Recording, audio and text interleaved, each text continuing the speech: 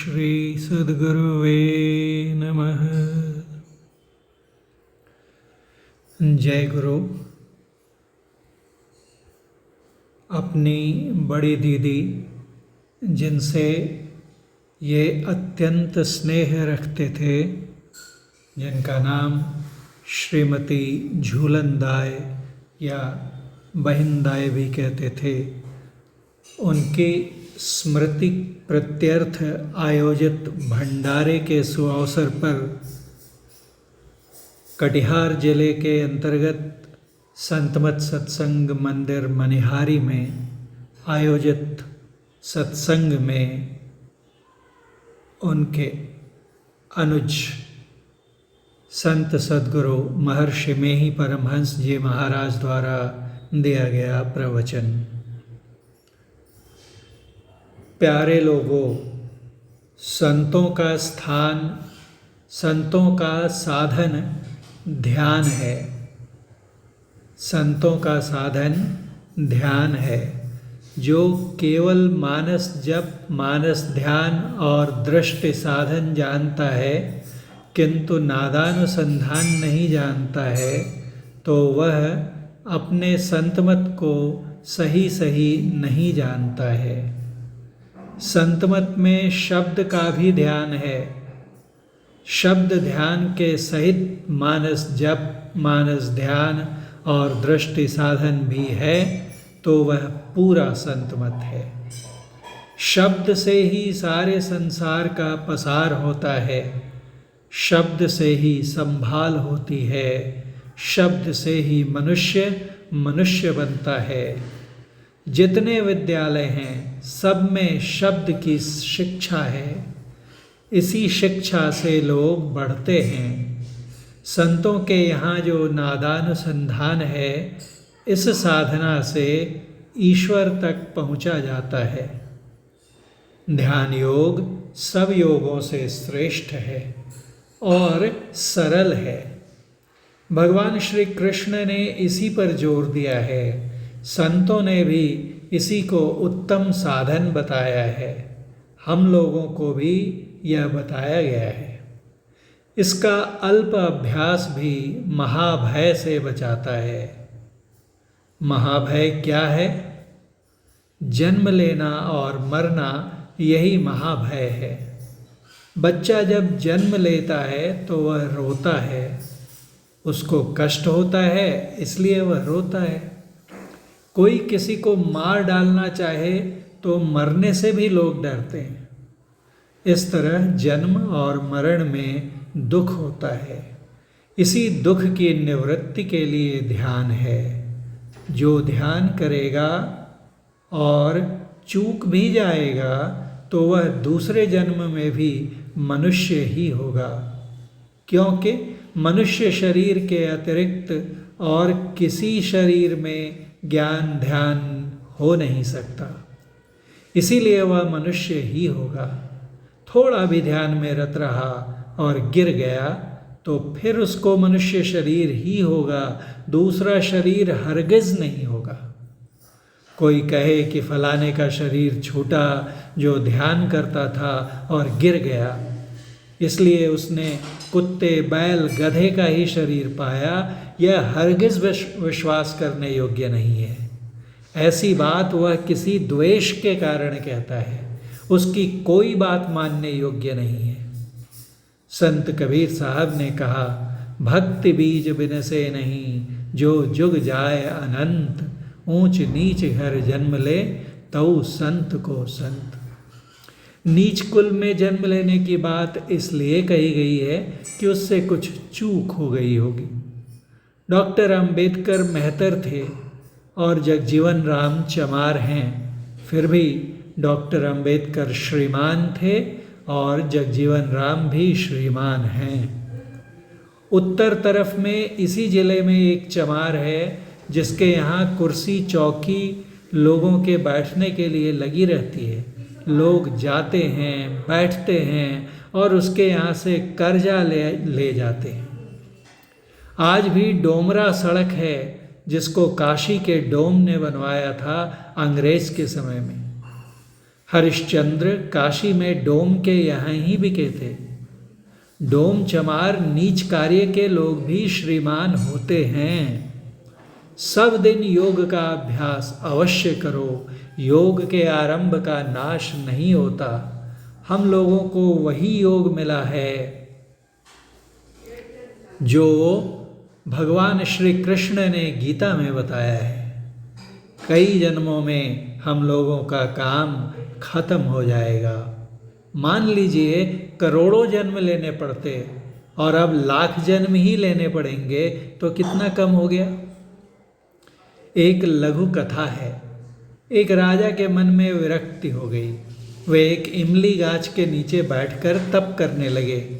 एक दूसरा आदमी था जो अपने परिवार से झगड़ा करके घर से निकल भागा। विरक्ति नहीं हुई थी, झगड़े के कारण तत्कालीन जो मन में उदासी आई और उसके या कहें कि खिन्नता आई, उसके कारण वो घर से निकल भागा। एक दूसरा आदमी था जो अपने परिवार से झगड़ा करके घर से निकल भागा और राजा की नकल में एक अरंड पेड़ के नीचे बैठकर तप करने लगा। भगवान की ओर से राजा के लिए उत्तम भोजन और उस अरंड गाछ के नीचे बैठने वाले के लिए मड़ुए की रोटी भेजी जाती थी। संयोग से एक दिन नारद मुनि उसी होकर जा रहे थे। राजा ने नारद जी से पूछा, आप कहाँ जा रहे हैं? नारद जी ने कहा, मैं विष्णु लोक जा रहा हूँ। राजा ने कहा, महाराज, जब आप विष्णु भगवान के यहाँ जा रहे हैं तो भगवान से आप पूछेंगे कि मुझे इस इमली गाछ के नीचे, वृक्ष के नीचे कितने दिनों तक तप करने पर उनके दर्शन होंगे? नारद जी ने कहा, अच्छा ठीक है, मैं पूछ लूँगा। नारद जी जब आगे बढ़े तो अरंड गाछ के नीचे बैठने वाले ने भी उनसे कहा कि महाराज, केवल राजा के लिए ही नहीं, मेरे लिए भी भगवान से पूछेंगे कि मुझे इस अरंड गाछ के नीचे कितने दिनों तक तप करना होगा। नारद जी ने कहा, बहुत अच्छा, तुम्हारे लिए भी पूछूंगा। नारद जी जब भगवान विष्णु के पास पहुँचे तो भगवान विष्णु से उन्होंने पूछा कि भगवान, एक राजा इमली गाछ के नीचे, इमली के वृक्ष के नीचे बैठकर तप कर रहा है और एक दूसरा आदमी अरंड गाछ के नीचे बैठकर तप कर रहा है। दोनों ने पूछा है कि हम लोगों को भगवान के दर्शन के लिए कितने दिनों तक तप करना होगा। भगवान विष्णु ने कहा, इमली के वृक्ष में जितने पत्ते हैं उतने वर्षों तक राजा को तप करने के बाद मेरे दर्शन होंगे।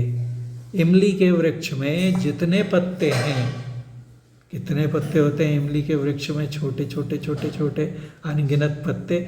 उतने वर्षों तक राजा को तप करने के बाद मेरे दर्शन होंगे।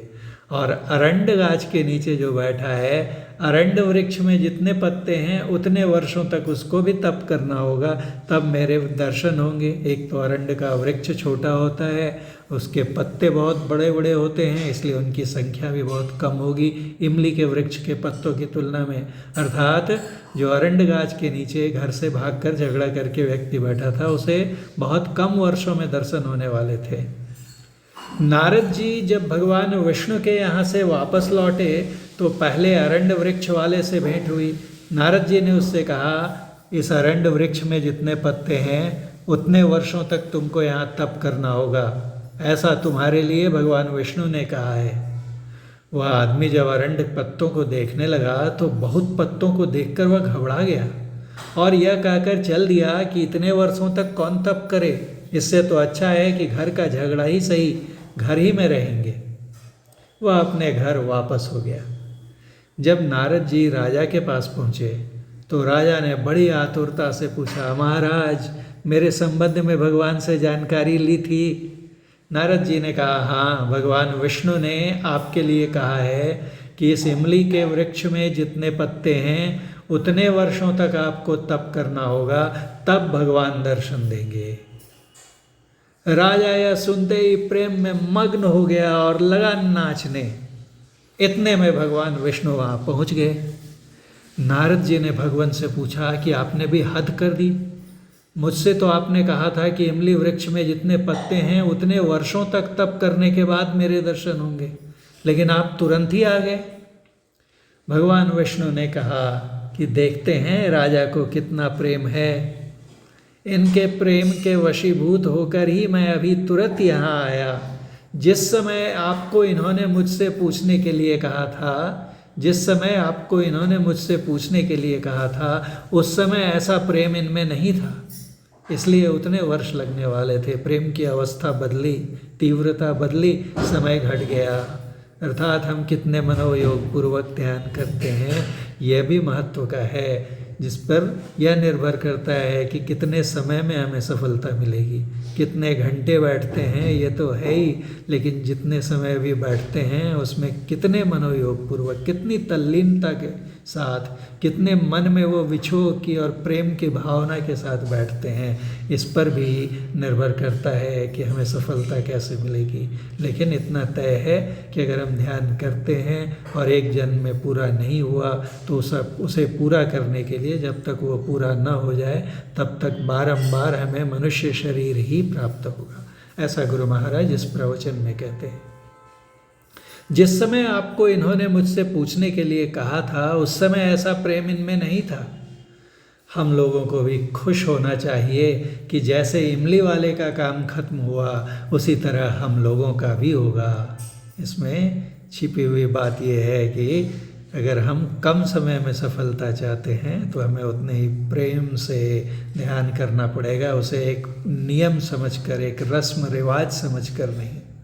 गुरु महाराज की दया से हम लोग जन्म मरण से जल्दी छूट जाएंगे। बिना प्रमाण के किसी बात को नहीं मानिए। यह प्रवचन कटिहार जिला अंतर्गत संतमत सत्संग मंदिर मनिहारी में दिनांक 23 मई 1966 ईस्वी के प्रातःकालीन सत्संग में श्रीमती बहिन दाय झूलन दाय, जो संत सद्गुरु महर्षि में ही परमहंस जी महाराज की सहोदर बहन थी, की स्मृति के भंडारे के सुअवसर पर आयोजित सत्संग में हुआ था। बोलिए प्रेम से श्री सद्गुरु महाराज की जय।